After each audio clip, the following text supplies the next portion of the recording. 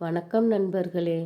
ஔவை மு. ரவிக்குமார் அவர்கள் எழுதிய நீல நதிக்கரை மோகினி ஒரு குறு நாவல் பகுதி 3. நிப்பானும் கருப்பனும் ஒருவரை ஒருவர் ஏமாற்றத்துடன் பார்த்து கொண்டு வேகமாக போய்க் கொண்டிருந்த முகுந்தனை மறைத்தார்கள்.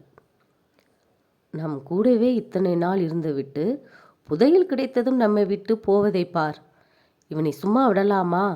கருப்பன் கோபத்தில் முணுமுணுத்தான். டேய் முகுந்தா, நெல்லு! நிப்பான் வேகமாக கத்தினான். முகுந்தன் நிற்காமல் தன் நடையை வேகப்படுத்தினான். கோபம் கொண்டு இருவருமே முகுந்தனை நோக்கி வேகமாக ஓடி வந்தார்கள். அதை பார்த்த முகுந்தனும் ஓட ஆரம்பித்தான். நிப்பானும் கருப்பனும் வேகமாக ஓடி சென்று முகுந்தனை வழிமறித்து நின்றார்கள். மூச்சு வாங்க முகுந்தனும் நின்றான். பிறகு முகுந்தன் சொன்னான், நம்ம ஊருக்கு போயிடலாம். போனதும் புதையலை 3 பேரும் சரிசமமாக பிரித்து கொள்ளலாம் என்றான். வேண்டாம், இங்கேயே புதையலை பிரி. ஊருக்கு போனால் பலருக்கும் விஷயம் தெரிந்துவிடும் என்று நிப்பான் சொல்ல, உன்னை நம்ப முடியாதுடா. ஊருக்கு போனதும் எங்களுக்கு பங்கு கொடுக்க மாட்டாய். புதையலை இப்போதே பிரித்து சரிசமமாக பங்கு போடு என்று கோபத்துடன் சொன்னான் கருப்பன். புதையலுக்கு சொந்தக்காரன் நான் தானே. நீங்கள் சொல்வதை கேட்க முடியாது. என் மேல நம்பிக்கை இருந்தா வாருங்கள், இல்லையெனில் வழிய விடுங்கள் என்று முகுந்தன் ஆவேசமாக பேசினான். டேய் முகுந்தா, புதையல் கிடைத்ததும் நீ ஏன் இப்படி மாறிவிட்டாய்? நாங்கள் உன்னை இங்கே அழைத்து வராமல் இருந்தால் உனக்கு இந்த புதையல் கிடைத்திருக்குமாடா? கொஞ்சம் யோசித்துப்பார். நமக்குள் பகை வேண்டாம், மூவரும் பிரித்து கொள்வோம் என்று நிப்பான் சொல்ல, முடியவே முடியாது. நீங்கள் இருவரும் என்னை நண்பர்களாகவே பார்க்கவில்லை, வேலைக்காரனாகத்தான் பார்த்தீர்கள். என்னை நீங்கள் நண்பனாக பார்த்திருந்தால், பழகியிருந்தால், வேட்டையாடி வரும் பணத்திலும் விறகு வெட்டி விற்கும் பணத்திலும் எனக்கு சரிசமமாக பணத்தை பகிர்ந்து கொடுத்திருப்பீர்கள். நீங்கள் அப்படி செய்தீர்களா? இப்போது மட்டும் எனக்கு கிடைத்த புதையலை சரிபாதியாக பிரித்து கொடுக்க சொல்கிறீர்கள். என்னால் முடியாது, வழியை விடுங்கள் என்று கூறிக்கொண்டே அவர்களை கடந்தான் முகுந்தன். கோபத்தில் கருப்பன் வேகமாக ஓடிப்போய் அவனின் தலைமுடியை கொத்தாய் பிடித்து இழுத்து கீழே தள்ளிவிட்டான். முகுந்தன் தொப்பென்று கீழே விழ அவன் கையில் இருந்த அந்த சொம்பு கீழே உருண்டோடியது. நிப்பான் ஓடிப்போய் புதையல் சொம்பை எடுத்து கொண்டான். முகுந்தன் ஆவேசம் கொண்டு எழுந்து கொள்ள இருவரும் அவனை தாக்க தொடங்கினார்கள். கருப்பன் ஓடிப்போய் பெரிய ஒரு கல்லை தூக்கி வந்து முகுந்தனின் தலையில் போட்டு அவனை கொன்று விட்டான். முகுந்தன் தலை சிதைந்து அங்கேயே உயிரை விட்டான். இருவரும் புதையல் பானையை எடுத்து புதரில் மறைத்து வைத்துவிட்டு சுற்றுமுற்றும் பார்த்தார்கள். கண்ணுக்கு எட்டிய தூரம் வரை யாரும் இல்லை. உடனே அவர்கள் முகுந்தனின் பிணத்தை ஆளுக்கு ஒரு காலை பிடித்து கொண்டு நீல நதிக்கரை பக்கமாக சென்றார்கள்.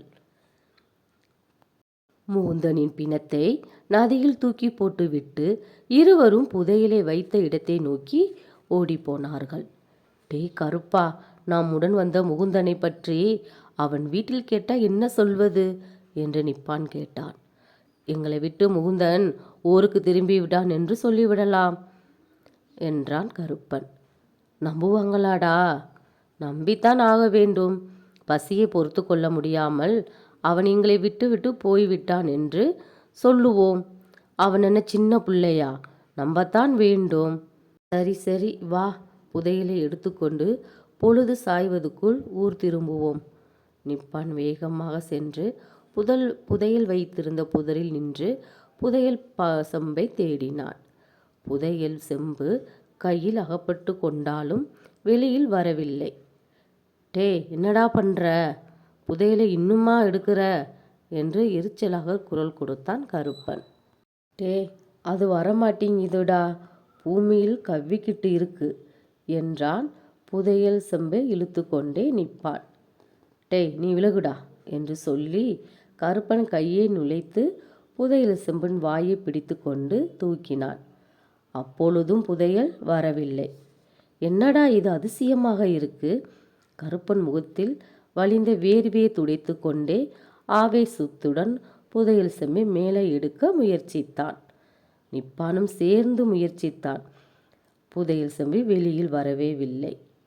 கருப்பா, எனக்கு பயமா இருக்குடா, வா இங்கிருந்து போயிடலாம், நடுக்கத்துடன் சொன்னான் நிப்பான். டேய், கைக்கு கிடைத்த புதையலை விட்டுட்டு போலாம்னு சொல்றியேடா என்று சொல்லி கையில் வைத்திருந்த துப்பாக்கியால் புதையல் செம்பில் தட்டி தட்டி முட்டு கொடுத்தான் கருப்பன். அப்போது திடீரென்று சுழல் காற்று எழும்பியது. அந்த புதரை சுற்றி காற்று பலமாக சுழற்றடிக்க ஆரம்பித்தது. தூசிகள் எங்கும் பறந்தது. இருவர் கண்களையும் கசக்கி கொண்டே நின்றார்கள். டே கருப்பா, எனக்கு ரொம்ப பயமா இருக்கு, வா கிளம்புவோம் என்றான் நிப்பான். அப்போது புதரில் இருந்து அது மேலே பறக்க ஆரம்பித்தது. இருவரும் அதை பார்த்து கொண்டே எட்டி எட்டி பிடித்தவாறே ஓடினார்கள். புதையல் சொம்பு அவர்களுக்கு ஆட்டம் காட்டியது. விடாமல் அதை துரத்தி கொண்டு போனார்கள்.